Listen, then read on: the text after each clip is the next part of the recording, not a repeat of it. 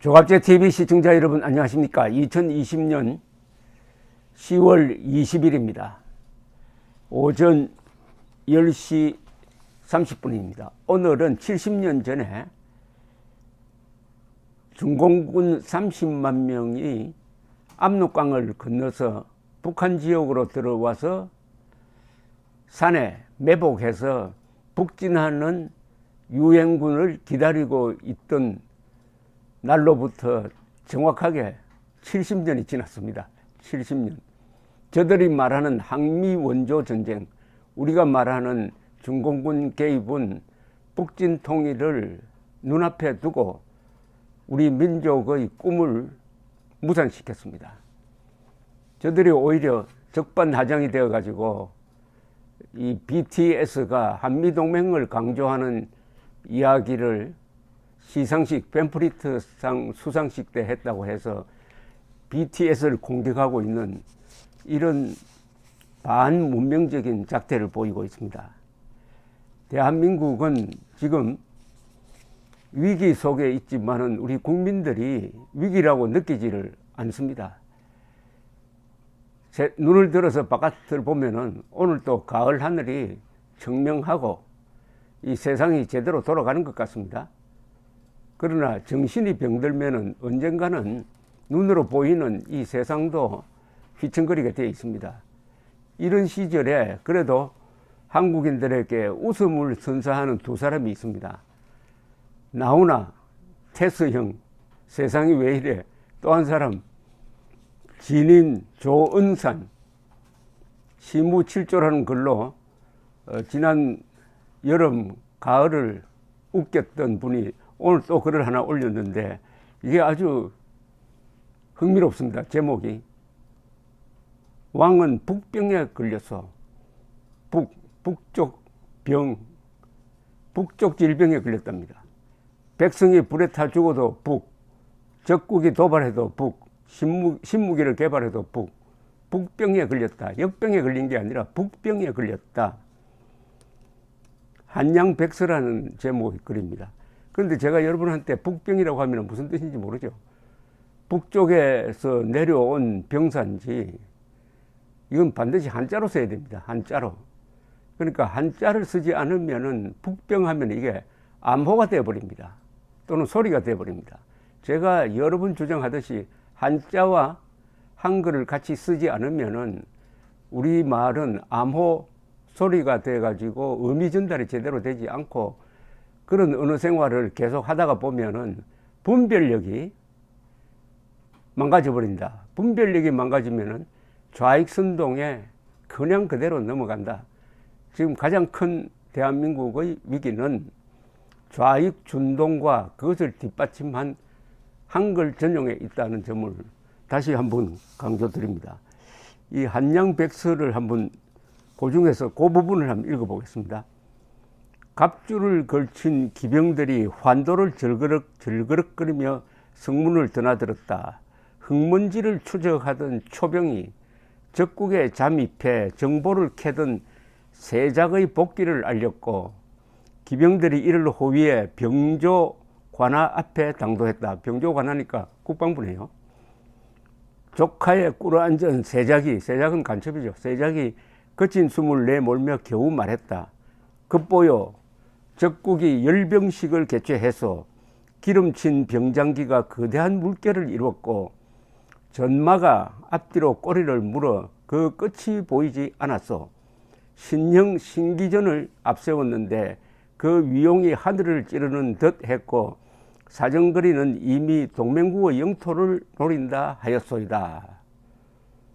지난 10월 10일에 있었던 북한 노동당 창건 75주년 열병식을 지금 이렇게 설명을 합니다. 여기서 전마는 전쟁하는 말이란 뜻이니까 보통 탱크를 가리키죠. 세작의 소상한 보고에 나라는 발칵 뒤집혔고 민심은 얼어붙었다. 그러나 조정의 대신들은 신무기의 공포보다 적국 왕의 사랑하는 남녘 동포들이라는 은사에 극심히 감격했고 과연 계몽군주로다 종전선언만이 답이 옳시다 라며 입에서 침을 튀기고 무릎을 쳐대며 외쳤다. 격심한 그들은 왕명을 받아 조정의 입장문을 작성했는데 밤낮으로 머리를 맞대고 성정원에 모여 앉아 논의한 끝에 결국 유감을 표명한다, 자제를 촉구한다, 엄중히 경고한다는 문구 대신에 주목한다라는 표현으로 그 끝을 장식했다. 대신들은 참으로 아름다운 중의적 표현이니 이는 모두 그대들의 공이요 라며 술잔을 기울여 서로를 필봉을 축혀 세웠다. 왕이 역병에 걸렸다는 소문이 돌기 시작한 건 그때쯤이었다. 쥐구멍의 울음소리로 시작한 소문은 산천의 메아리가 되어 퍼졌다. 어금부는 촉각을 곤두세웠고 소문의 끝을 역추적해 병조를 풀었다. 곧 소문을 퍼뜨린 자가 체포되었다는 보고가 올랐고 사안의 엄중함을 고려해 종일품의 어금부 판사가 나서 친히 국문에 임했다. 봉두남발을 한 100면의 서생이 포박되어 끌려왔다. 낯이 익었다. 이 자는 필시 며칠 전 저작거리에서 재정을 운운하던 자가 맞으렸다. 어금부 판사는 복대를 끌어올려 심기를 다잡고 이내 하문했다. 감히 전하를 역병에 걸린 환자로 둔갑시켜 능멸한 것이 내 놈이더냐? 아니요, 왕은 역병에 걸리지 않았어. 그렇다면 어로 되받은 판사의 말을 그러나로 끊어낸 서생은 살아서 모든 것을 토해내겠다는 듯 길게 말을 이어갔다. 왕은 역병이 아닌 북병에 걸렸어. 백성이 불에 타 죽어도 북, 적국이 도발해도 북, 신무기를 개발해도 북이니 과연 북병이 아니고 무엇이겠어? 이것은 약으로도 고칠 수 없는 중병이요. 나라의 앞날을 망치는 복병이니 이는 역병보다 더한 천하의 몹쓸 병이 외다. 내 말이 틀렸소이까? 서생은 이죽대며 빈정거렸다. 차마 못 볼 꼴을 봤다는 듯 판사는 등을 돌려 국청을 빠져나갔고 이내 어명을 담은 교수가 어금부 도사를 거쳐 하달되었다. 서생의 입은 악교로 칠해져 봉인되었고 전옥서로 이송되었다. 투옥되던 날 지퍼의 누린내는 코를 찔렀고 그 옆자리에는 백발의 노인이 먼저 자리를 잡고 앉아 있었는데 그의 목을 감은 칼에는 그의 죄상이 낱낱이 적혀 있어 낯뜨거웠다. 왕은 공산주의자다 라고 발설한 명예훼손의 죄. 이건 고영주 변호사를 가리키는데요. 노인의 입 또한 악교로 봉인되어 있었는데 노인은 겨우 복심으로 꿀렁대 그 뜻을 전해왔다. 나는 아직 21세. 서생은 막힌 입 대신 콧구멍으로 깊은 탄식을 내뱉었다. 문재인 정권이 걸린 병을 정확하게 진단을 했습니다. 북병입니다. 흔히 북바락이라는 말도 쓰죠. 김정은의 수석 대변인이라는 말도 쓰죠. 모든 관심이 김정은에 쏠려 있다. 김정은을 만족시키고 김정은의 심기를 안정시키는 게 문재인 정권의 국정 제1목표다 하는 것을 이렇게 간단하게 설명했습니다. 왕은 북병에 걸려있다. 북병에 걸려있다. 북병에 걸린 문재인 정권. 백성이 불에 타 죽어도 북. 적국이 도발해도 북. 신무기를 개발해도 북. 여기에는 약이 없을까요? 미친 개에게는 몽둥이가 약이다라는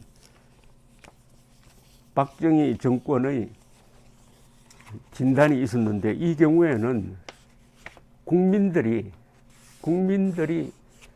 들고 일어나 가지고 한 손에 태극기 들고 한 손에 헌법을 들고 선거로서도 안 되면 국민 저항권을 통해서 해결하는 방법이 있습니다. 방법은 있어요. 그러나 용기가 있느냐, 실력이 있느냐 하는 문제는 또 다른 차원의 이야기입니다. 어쨌든 이 시대에 나훈아, 조은산 같은 사람과 같은 하늘 아래서 호흡을 하면서 살고 있다는 것도 하나의 행복이라는 생각이 들었습니다. 감사합니다.